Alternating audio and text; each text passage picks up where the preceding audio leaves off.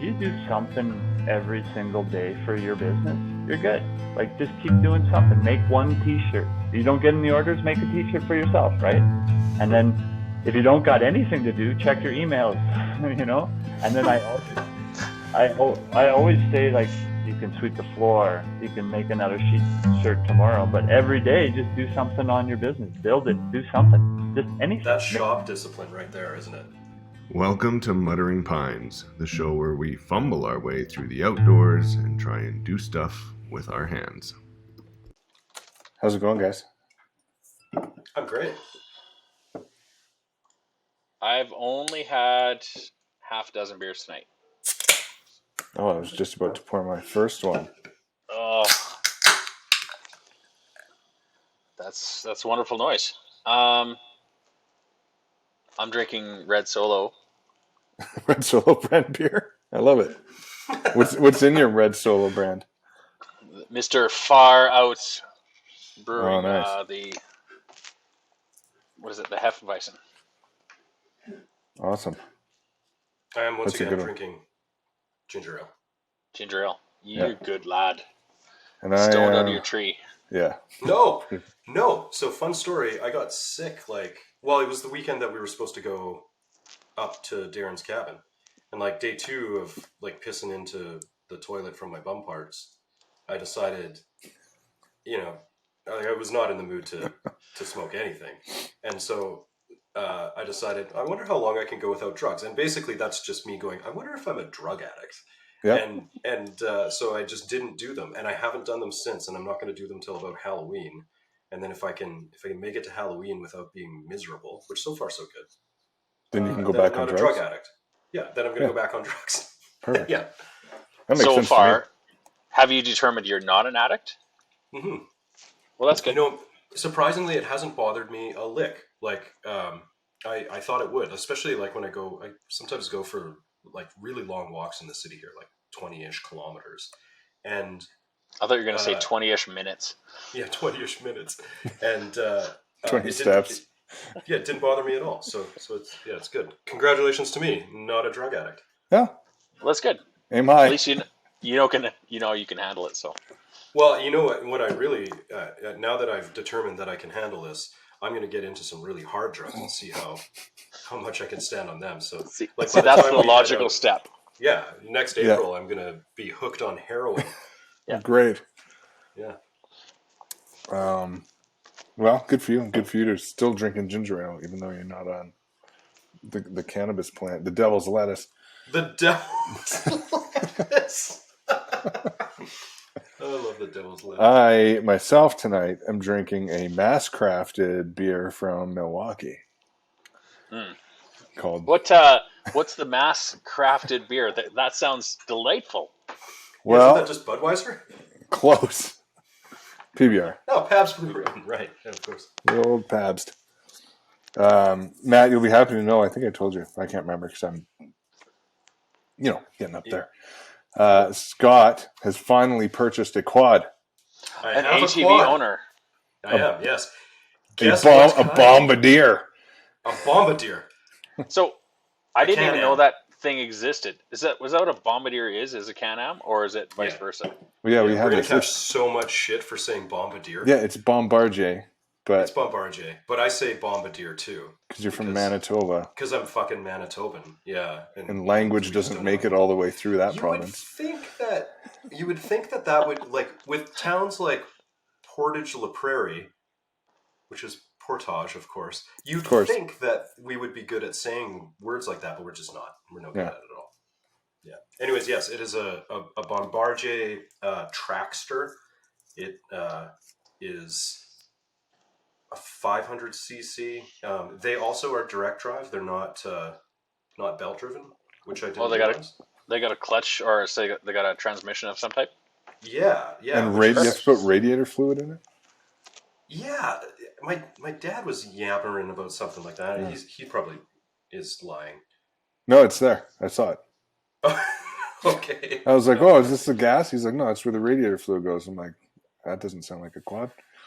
But hey, and like it is. car. There's a big radiator fan on the back end.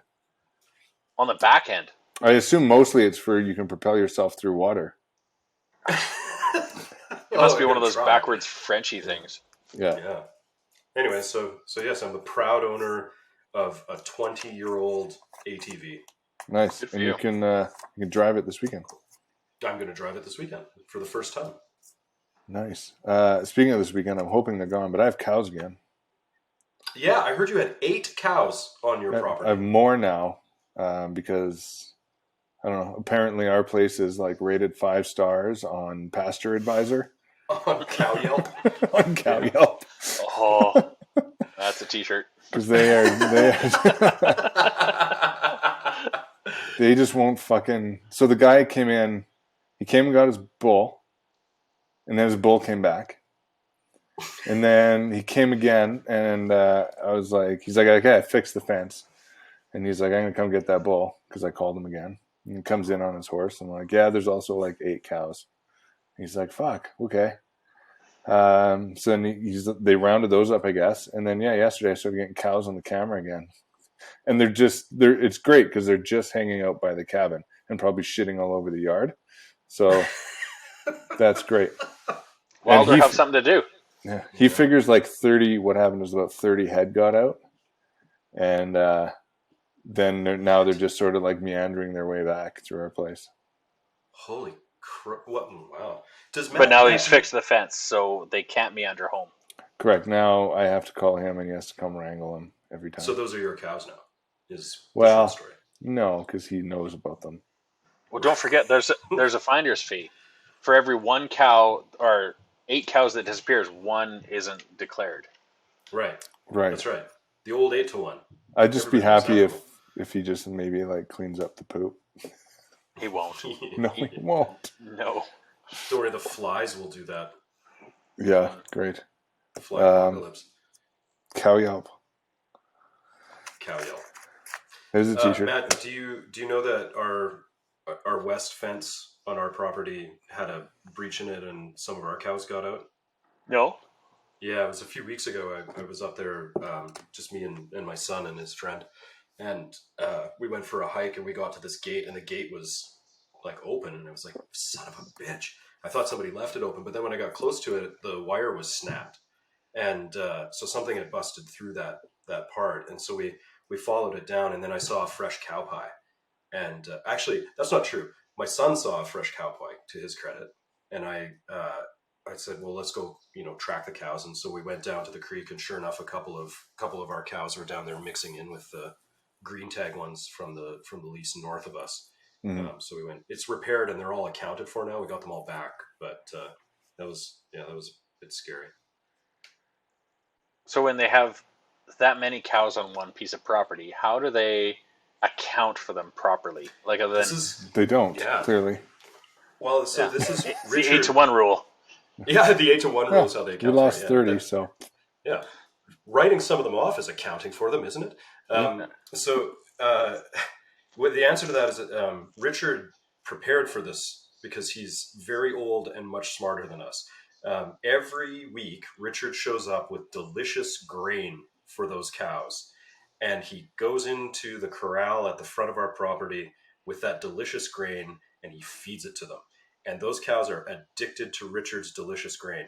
So every Sunday they show up there like it's church, and that is how he got his cows back. He fed them grain, and then he took his quad down to the fence, wrapped a wire around the fence, and then he went back and then counted his cows, made sure all their tags were orange, which they were, and that was how you're telling me cows can tell time? Yeah. Cows. Yeah, actually, I guess they can, because they go there in the morning every week. They all and just wait for him to show up with his quad, or they hear the quad coming a long way away and all migrate over there. Either of those things could be true, but I've seen it. I've been sitting on the porch, like watching them. Like the cows just start to the corral, and then a couple minutes later, there comes Richard, big bowl of grain. Richard's delicious grain. Richard's 5-star grain. Another t-shirt. Yeah.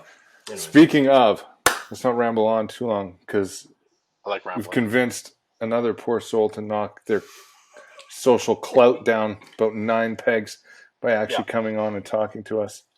How much did you give him for this? Shut up.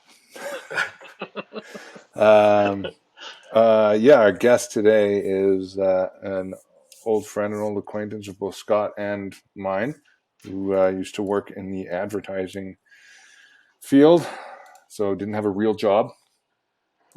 And then did the job that everybody dislikes.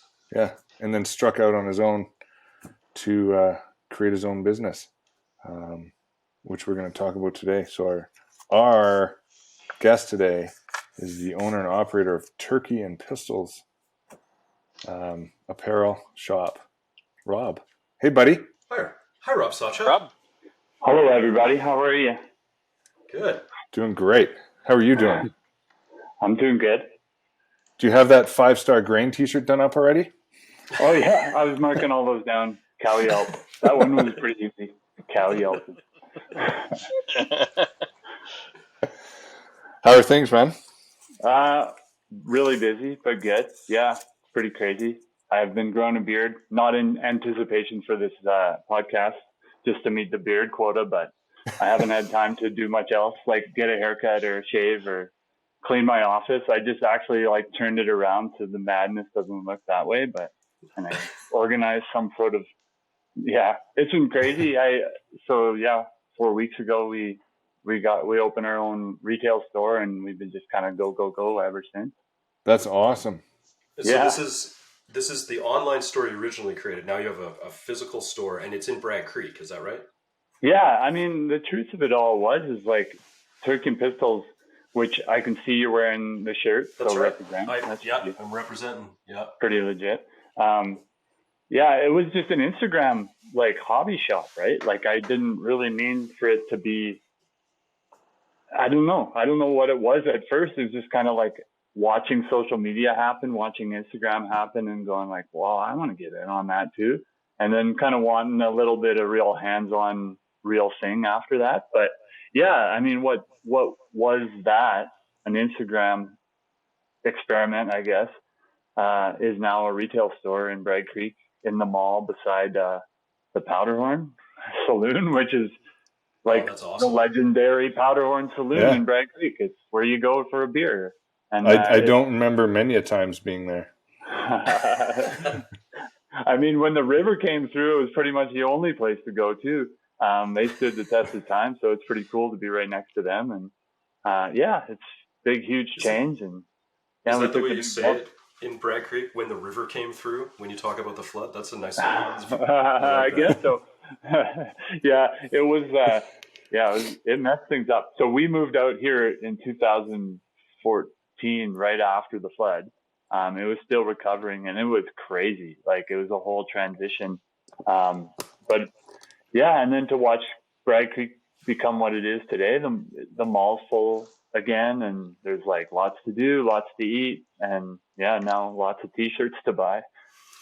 That's awesome. That's true. Yeah. So on your website, you talk about the name a bit, that it's from a John Prine song. Is that? Yeah. That's right. Yeah. So I don't know which song it's from. I know some of his stuff, but like just mainstream stuff. Yeah. So, when I was saying it was an Instagram account, I was just going to like do wood carved signs, and I was just coming up with a name, like what can I do with this? And I was going to be all stubborn and be like, I'm going to be this hobby shop, only wood carved signs. And there's a song called Christmas in Prison. And he says, it was Christmas in prison and the food was real good. We had turkey and pistols carved out of wood. I was just driving into work one day and I'm like, carved out of wood. There you go. And I love John Prine. I mean, he was beaten into my brain by my uncles before I knew who he was. Before I knew there was different genres of music, I knew all the John Prine songs.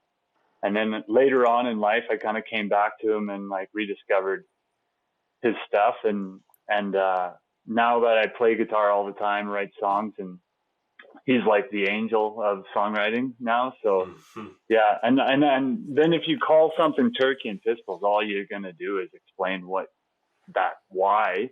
And so all day, every day. I mean, since I started taking clients, it was like the end of every client meeting's like, oh, and so what is Turkey Pistols? And so then I talk about John Prine. And now with a retail store, it's like every hour I'm just like, well, have you ever heard of John Prine? Is that all you sell? Is John Prine in there?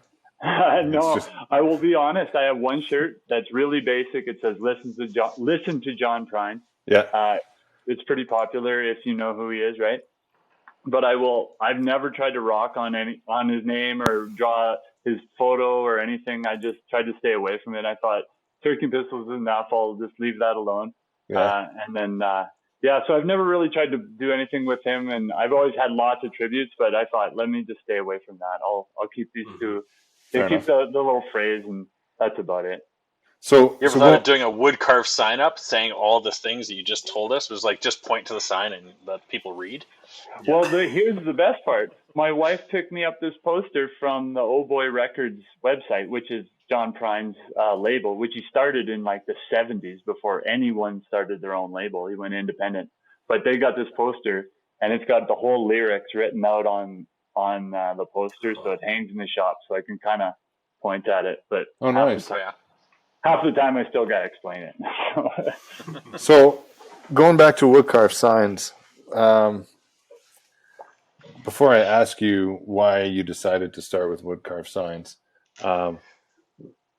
not too long ago we were talking about tools, and we made the joke, like, what should your first tool be? And one of us said, how about a CNC machine? But it sounds like that wasn't so much a joke, and that was actually like your first fucking tool was a CNC machine.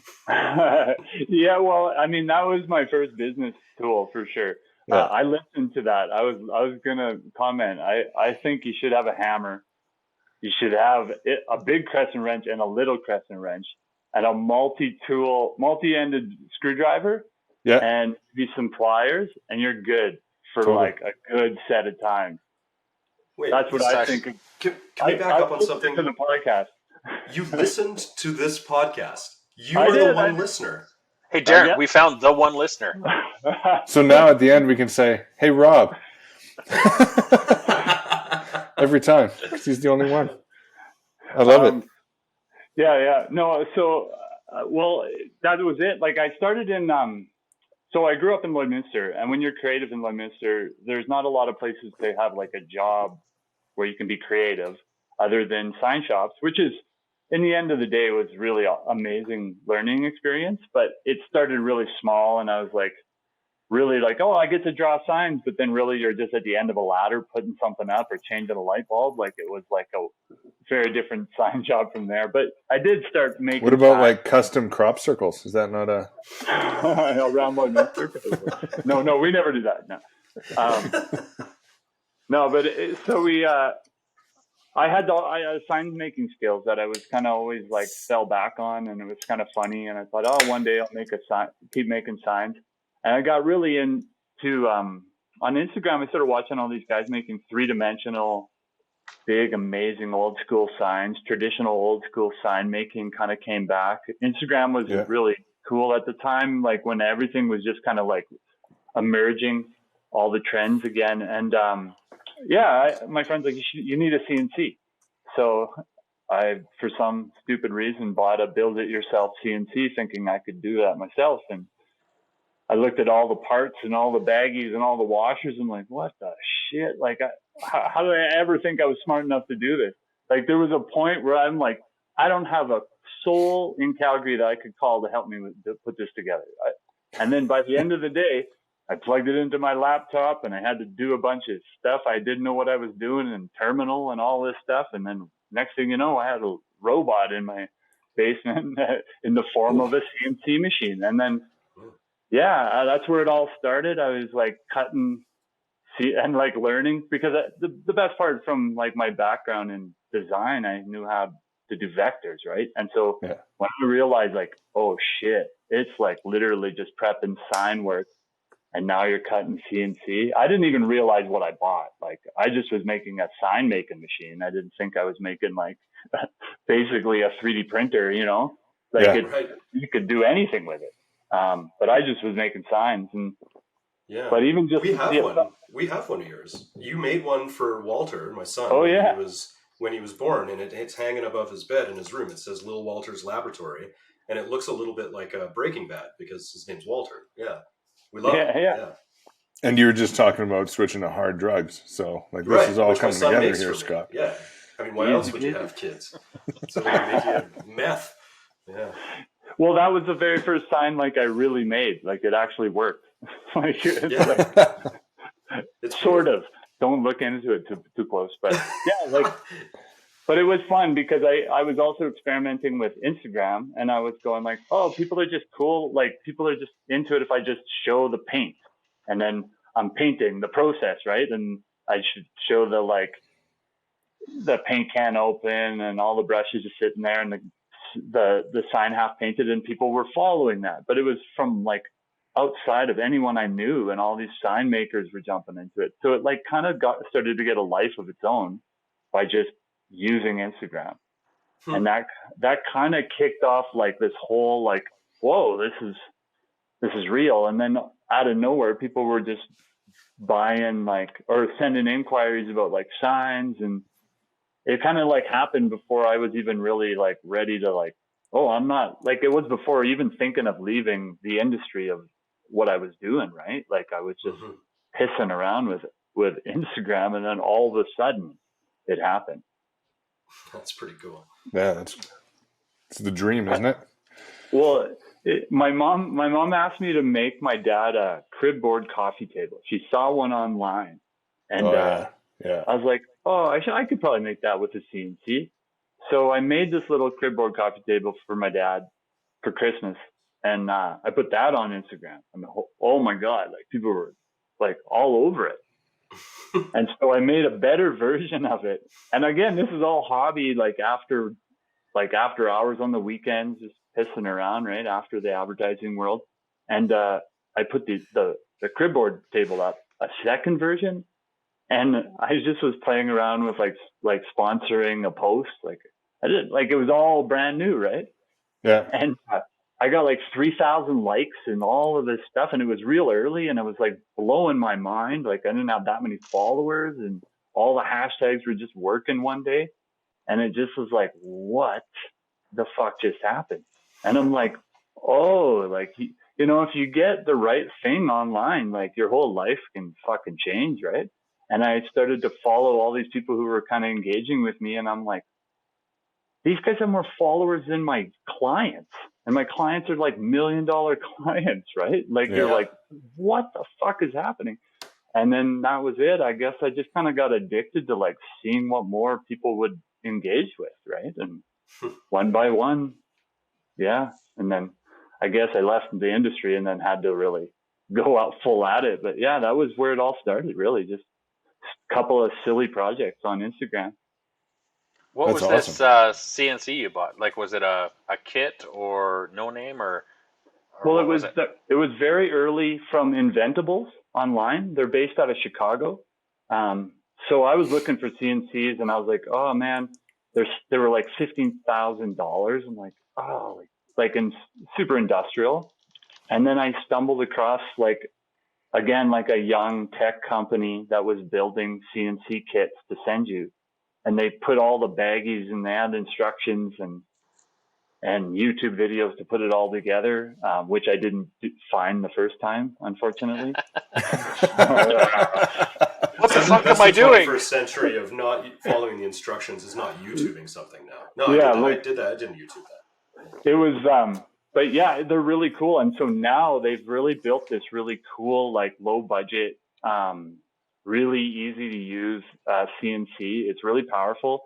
So I then upgraded to the second version, which was like called the X Carve, and then that was really neat because like basically again it was up. You can just keep adding pieces and upgrading it. So you can buy the small one, upgrade to the bigger one, upgrade it, beef it up. But they're ridiculously inexpensive for what you get, and especially they have their own online editing tool called Easel. Yeah. That kind of got me going. And then after that, I mean, I built a CNC and I was kind of pretty confident after that. Like it actually worked. It started to, and then building the second one was a lot easier. And then it was kind of like, okay, we got a little something going. And that was this kind of side hustle I had that really wasn't anything other than just kind of making one-off signs, truthfully, at the beginning. So how did it like progress then? Like, obviously you started with the CNC machine and doing signs, but like now you're, well, like you said, like you're like a full on brick and mortar Yeah. t-shirt, like everything, right? And Well, so like when you decided like, oh, okay, shit, this is getting traction, I'm going to pull the plug on Adland and do this. What was your next step? Like, what did you have to do? What did you have to get set up in order to actually start fulfilling orders and being, you know, successful?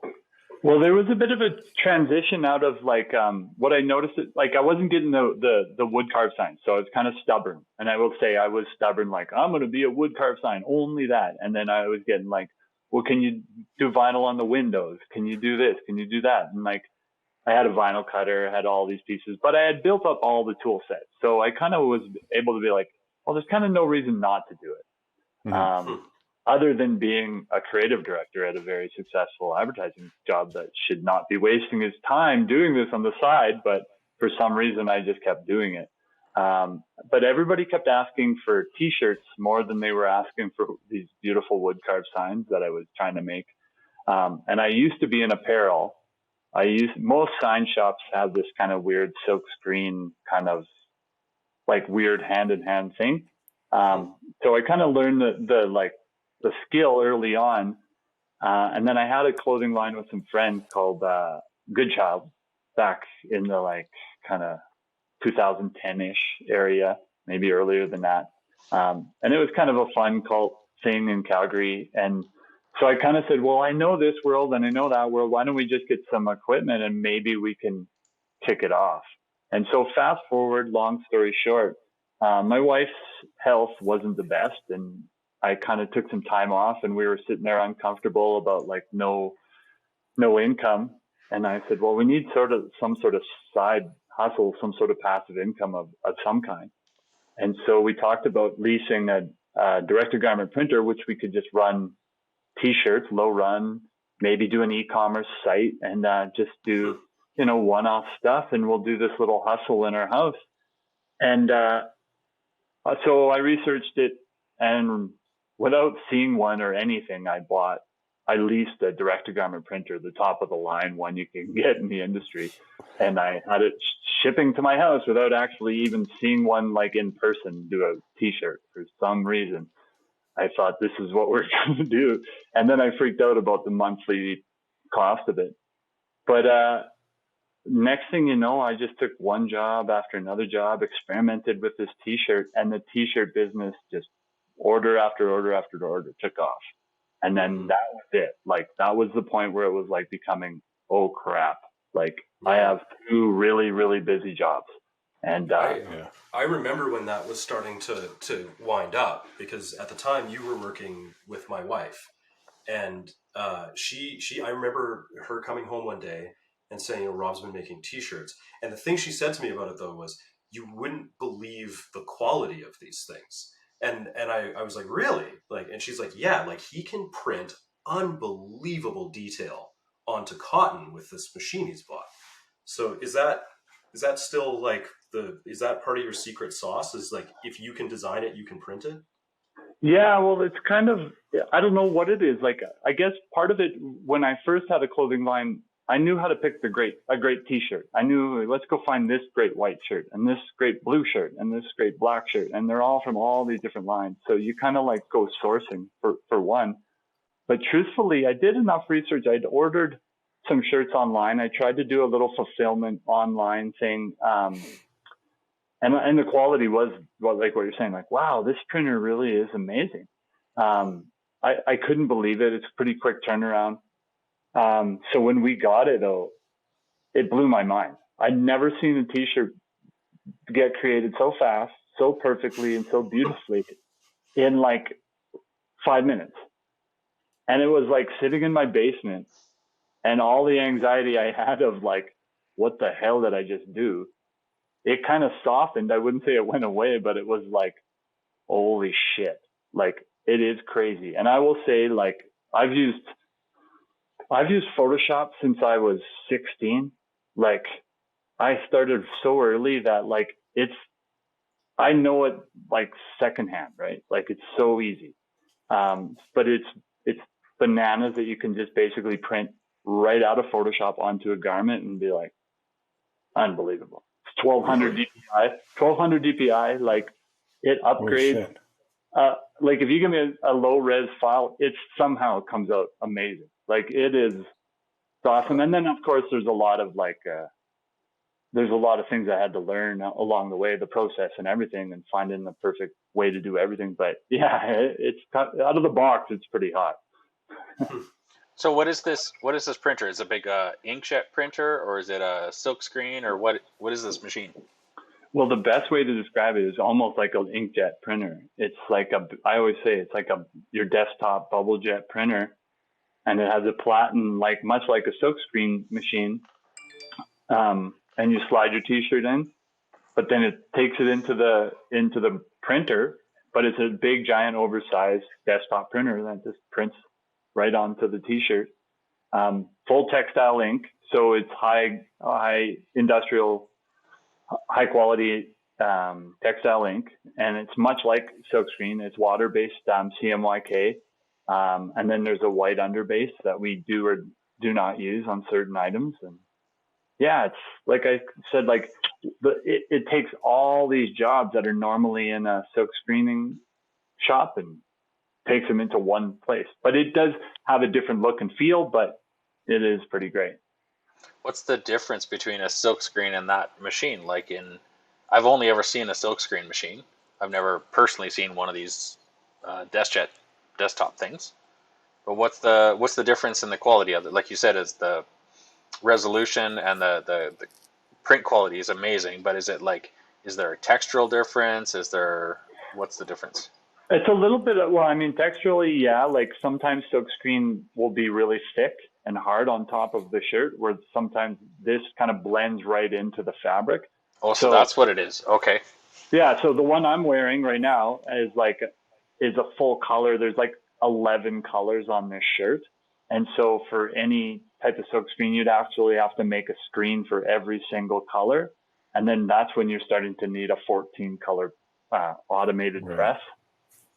So what becomes this big, giant industrial hydraulic monster, this machine just does one at a time. So it does one at a time. It's a lot slower, but it's amazing. But it is disrupting the whole industry for sure. And it has already for a long time, to the point where now it becomes its kind of like its own option, right? Like you kind of go for the DTG feel and look, because some people still dig the silk screen feel and look. And then, a great silk screen setup can blow me out of the water for sure. Like it's still if you got your silk screen stuff dialed, there's nothing like it.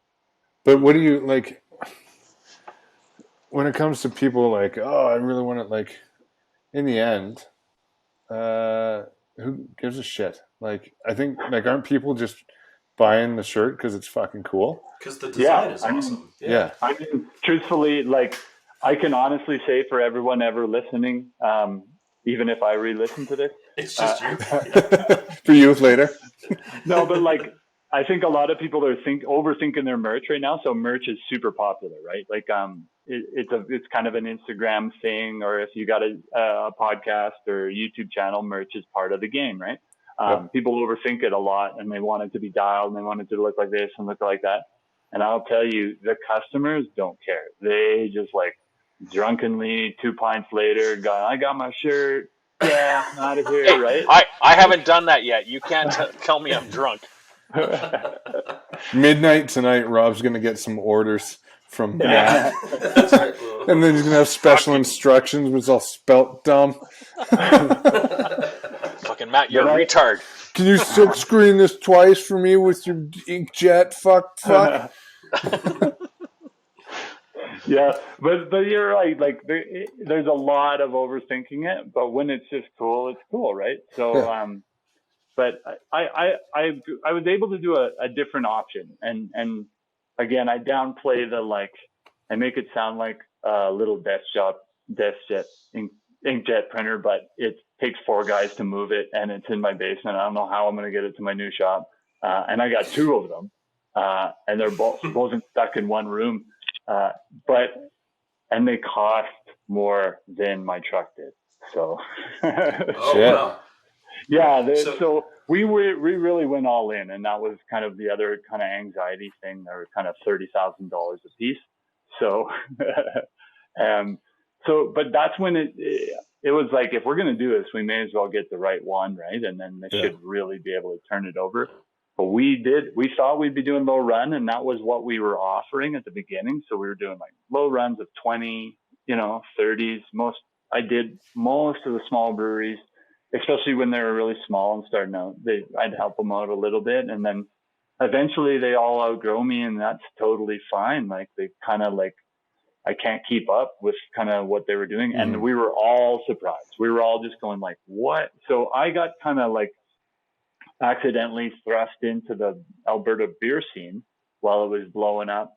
And we were all just watching merch just fly out the door, and beer shirts, and we're all like just celebrating. And next thing you know, we're all printing like hundreds and 200 orders, right? And it just kind of tacked on. But yeah, it was a really neat kind of thing that went from, let's do this passive income, to like, next thing you know, I'm printing so many shirts for everyone, and I'm not sure what it was.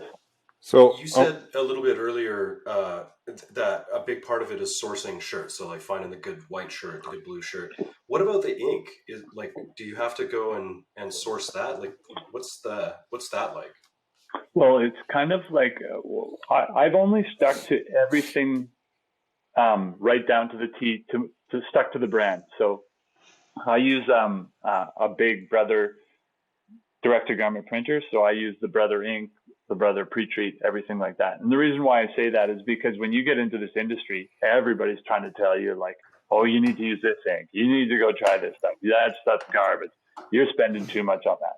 But once I found like a process, I just stuck to it and just said, you know what, this is gonna work. It's always working. I deviate. Sometimes my supplier almost made me. They like almost forced me to go try a new pre-treat. But I was losing shirts.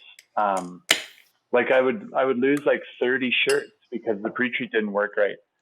So really, I just stuck to what I know works, and it's kind of like almost finding your recipe. You got to stick to it, right? And if anything changes, it can blow up the whole situation. And that you can argue like that's for everything, like not just printing T-shirts, right? Like almost any job, any small business you want to start. Once you find something like your groove, I guess, like it's probably best to stick with that and not try and like stay on top of, like you said, like people's opinions and trends and shit like that. It's Trend just chasing. like, yeah. Well, it's like lowest cost doesn't mean necessarily that's the way to go. You want quality, and especially if you're in a business of like you say, like a one-off T-shirt or something like that, you don't want a junk product going out because there's no backups. That's it. Mm-hmm. Absolutely. And then when you go on forums, right, and you're kind of just looking for help, and unfortunately, when you start something like I did, I was kind of blindly going at it, and you really are like, you buy the equipment, you can think your salesperson's going to be there for you, and they're not. So you're just kind of learning, right? It sounds like every other product. Right. You're used to that though, right? With Adobe. Yeah, exactly. Yeah.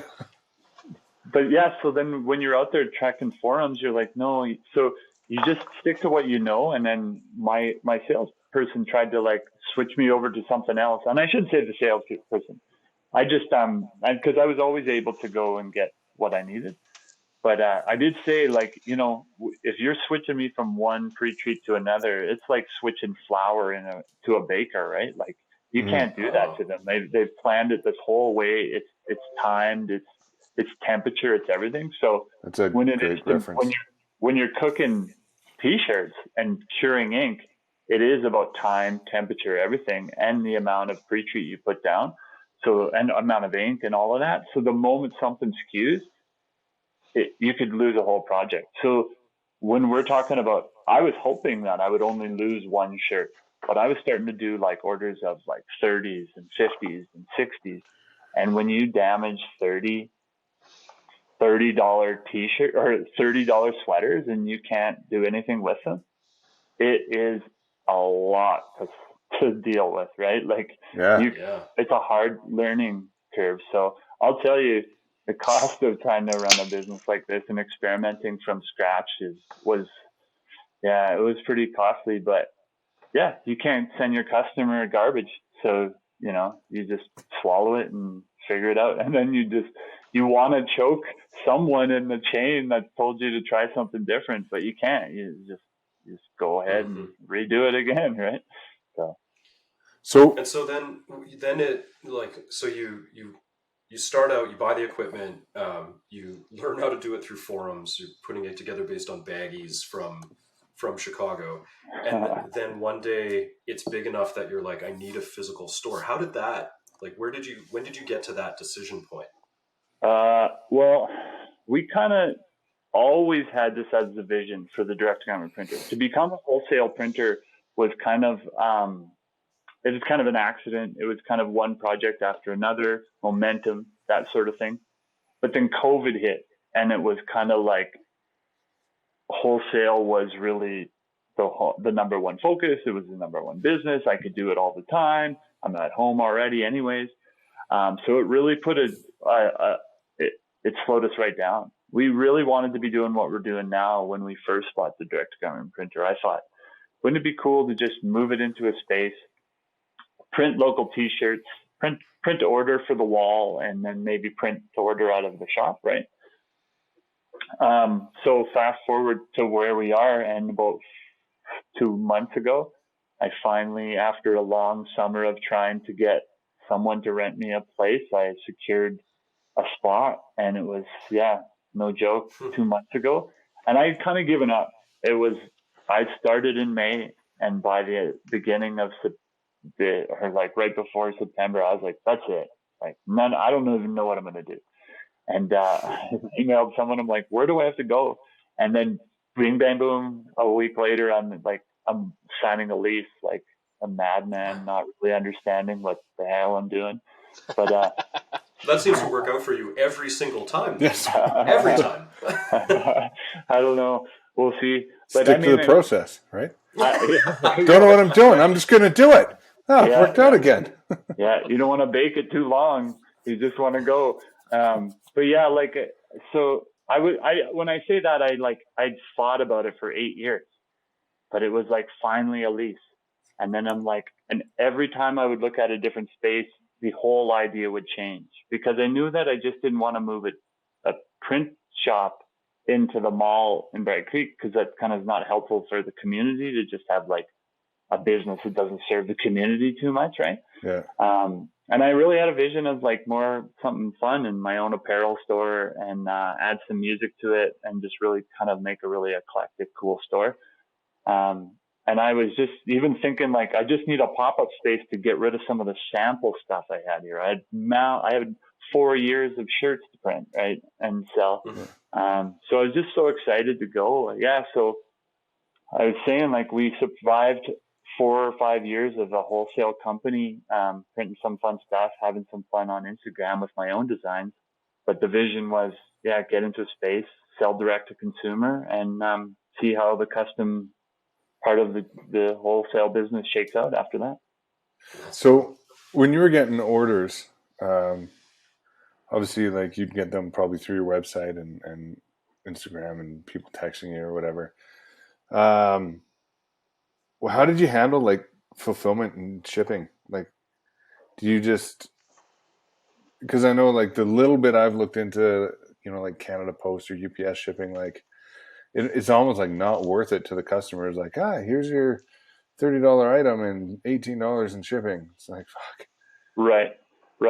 Well, I mean, from my old days, I had already built myself a Shopify site. So I was already in the e-commerce game for years.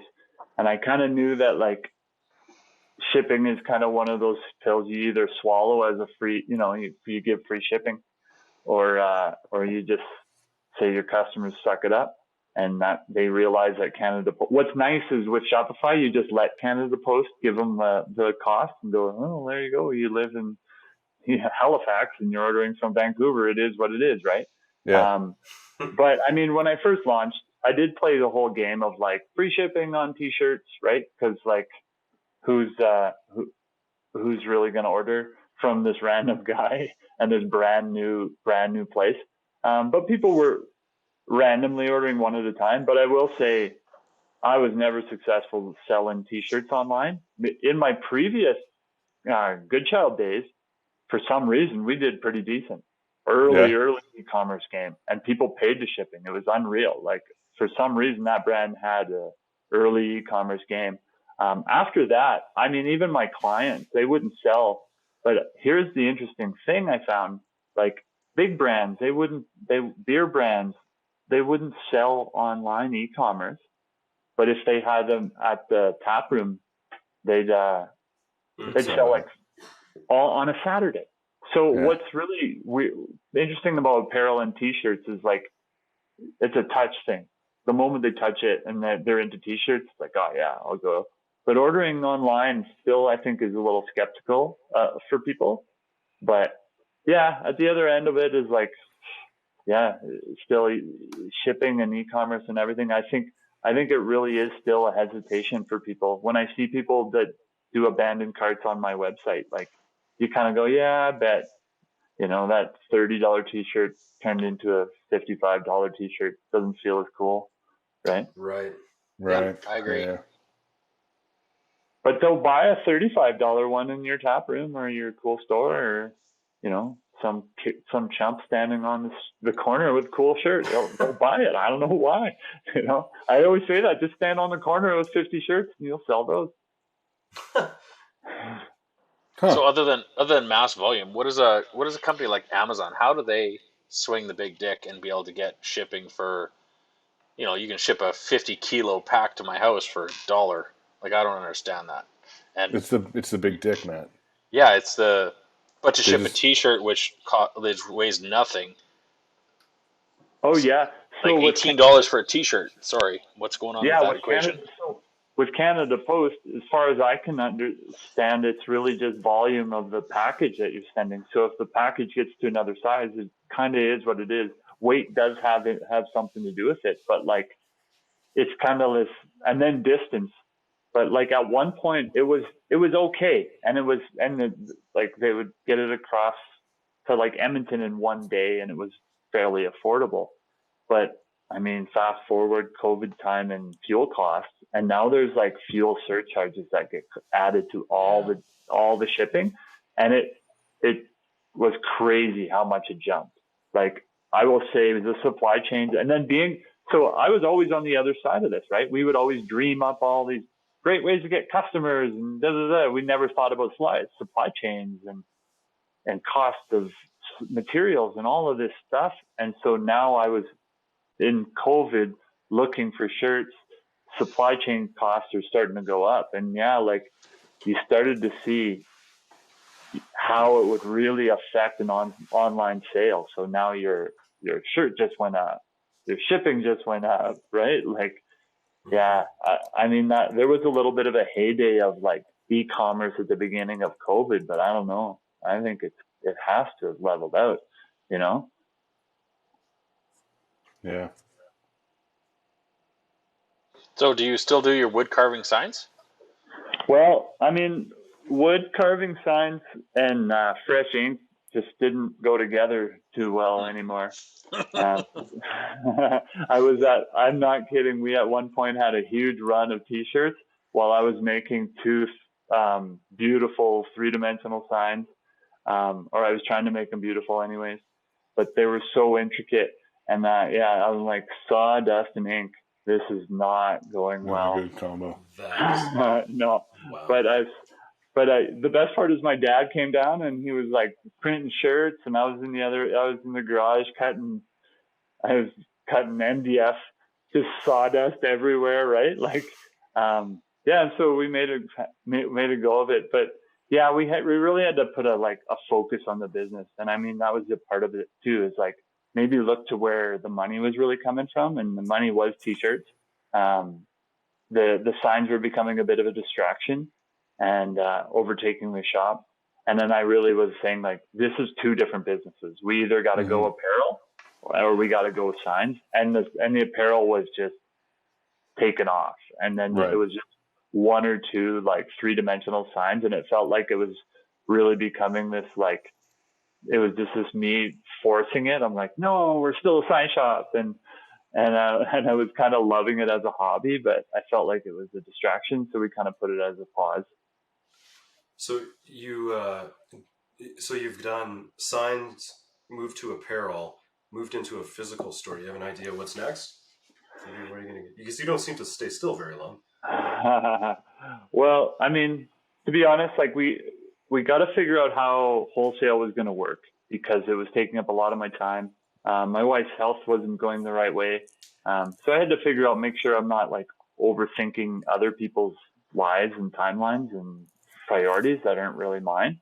But yeah, well, I mean, having this brick and mortar and going direct to consumer has really went like, wow, like, okay, this is awesome. This is my voice going out into the market. This is my stuff. This is things I love. So that's something I've always dreamed of. Right.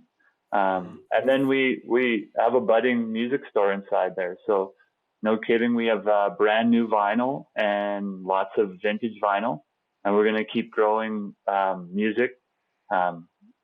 Not something I was open about in my old days of like advertising, but I played guitar for like 20 years, and I love writing songs, and my wife plays ukulele, and we hosted open mic in Cochrane all summer, and Cool. it became our life the last 4 years of just COVID and hiding from the world. We just played music, and even when we moved out here and I left the ad world, we did open mics and stuff. So yeah, we're gonna have a little music store out of 13 Pistols. So it'll be a pair. Like your music? Is it gonna be your music? No, we'll see. Maybe one day. But we got like we're gonna have strings and picks and capos and things for all the players. Small ukuleles and for people to buy, and then Live like music? You're gonna have live music? we're going to have live music one day once Fuck I can yeah. get it all sorted. I want to do a YouTube channel. I want to do live music from the shop. Are you going to be licensed though? Like that's key. Well, the Powderhorn's next door, so we'll figure something out. Right? There you go. Yeah. We'll just play right in front of their patio. But yeah, we also have vinyl records, and it's kind of fun to be part of the music scene, and like collecting is becoming a thing again, and vinyl's really popping right now, and we're really having a lot of fun with that. So we have a distribution for brand new vinyl, and we'll be bringing things in all the time once I can afford it, and things move out of the shop. And I have a Awesome. hilarious selection of vintage that people have to come check out. And the more I can find stuff and I can trust it, I'll put it in the shop. But yeah, we'll just be kind of like doing some music and apparel and see what life leads after that, really. Where does fresh pressed vinyl come from? Well, there's a few different sources, I guess. I mean, most of the big places are like, all the record labels are re-releasing it now, right? Like you can always still get AC/DC and all of that, but all of the new artists are now releasing it in, whether if it's through their own labels or not. And it's just because it's another thing you can actually buy to support them, the different artists. But yeah, it's kind of cool. And so and then I actually have a distribution account through a Canadian place that gets all of them, but we'll keep growing it from there, and a few other ones down from the United States. So it's a lot of things to learn, and I'm still obviously learning a whole new skill, I guess. You're like Calgary and Bragg Creek's Jack White, bringing back vinyl. That's terrific. Well, if Jack White's Third Man record stores in Nashville and all over, they're like perfect. Like that's a model I would love to kind of capture. They have such a feel. It's such a history of music. He's super into the blues. He's got really historical items in all his shops. And you can kind of feel like they're curated music. So that's kind of what we're trying to do as well. Like we're leaning into the honky tonk side of Bragg Creek and bringing in that kind of singer songwriter stuff. obviously there's John Prine albums, and then a bunch of artists that kind of stem from John Prine, like Phil Simpson and Chris Stapleton, and we got Coulter Wall and fuck yeah, you do. Mike Plume and Corb Lund. So we got really good like Canadian artists. Yeah. Those so are we're boys. just I don't know them. I just like them. I don't know them. Well, they should be. I mean, and that's the thing. Like, wish I knew them. Those are the type of artists that we're trying to like kind of share to the world through our store a little bit, and then of course we got 2 brand new AC/DCs on the wall: Highway to Hell and Back in Black. Re-release. Yeah. They're never gonna stop re-releasing those things. They'll be in print till the day we all die. Yeah. So, if you had like any advice for someone who's like, I'm going to build my own business with my hands, or maybe not, like maybe like by typing, it doesn't matter. Those are hands. Yeah. Unless you like dictate because you have no hands because your CNC machine cut them off or something. But for anyone who's like, hey, I want to get started, I want to kind of do my own gig. What's your advice for kind of like, here's how you would just like bootstrap it yourself. Let's go. Well, bootstrap's probably the best way to put it. Like, if you think there's going to be any kind of funding or money or anything that's going to go, you got to start saving your pennies. If you really want to do this, it's like no more vacations, put the dreams of a new car away, all of that. Like, you go all in on your idea, right? You're going to need all the extra dough, extra time, extra money, all of that, because I thought there would be some sort of I was on the other side of the table helping banks market to small businesses and how to get them funding and all of that. Yeah. I walked into banks thinking like, look, I'm going to be on the commercial, and then we walking out of there just all lies, hey? I was like struggling all the time to find something, or it's a hoop to jump through, right? Or like an Instagram like contest and so really there is no extra dough. Like, you're gonna have to like buck up and really know. Well, they go down their approved industries list, right? And when apparel and sign making isn't on there, they're like, why don't you go do something in healthcare? Get out. I mean, that's like, it was hard to explain to people, like, I've been really successful at all of these other things, but I'm going to try to point them at these weird things. But they, like, maybe if all of my colleagues came along and were like, ask them, I'm pretty decent at things, right? Like, I've made some successful projects, but like, really, once you go out on your own, it's all start from scratch, start a whole new network, start a thing. But I mean, really, if you want to go all in. But on the other hand, like, you don't have to like freak yourself out. If you do something every single day for your business, you're good. Like, just keep doing something. Make one t-shirt. You don't get any orders, make a t-shirt for yourself, right? And then if you don't got anything to do, check your emails, And then I always say, like, you can do your counting. You can you can do your bookkeeping, you can sweep the floor, you can make another shirt tomorrow, but every day just do something on your business, build it, do something, just anything. That's shop discipline right there, isn't it? I worked in lumber yards and car dealerships when I was a kid, and that was it. It was like, okay, when you run out of things to do, the broom's right there. And that was like, oh God, I better broom then. Yeah. And for yourself, you can build a better business card, build a better website, change the first paragraph on the website. Like, all the stuff that I have now, I just kind of would be like sitting around and I would tweak the website and then, do some SEO, right? Yeah. Update the Google page, like Instagram. And then, but once you have Instagram or something like that, you could then go like, well, what do I take a picture of? Sawdust, right? Like, pile of wood. Like, and it was funny when I was cutting wood carved stuff, I just take pictures of piled up letters. People really like that. I was like, it's kind of almost my go-to. So you kind of have something to do with your business every day, and that'd be it, really. Like, I don't want to be scary when you're like, there's no money, but the truth of it is if you work hard you just do something every day, it just propels the business forward somehow, right? And even feels like it inside, like, to you, it does. Well, yeah, it's like there's a guy I saw once who said, I didn't see him personally. It was on the internet. Let's not joke about that. But his thing was make your bed in the morning because you're starting your day having done something. Yeah. Right. So it's like the same kind of thing, right? That's like, bullshit. oh yeah, Because I went. I drink coffee in the morning. That's what I do. Yeah. Routine. What did you accomplish? Oh, I shit real fast today. Coffee did its job. Yeah. Rob, this has been awesome.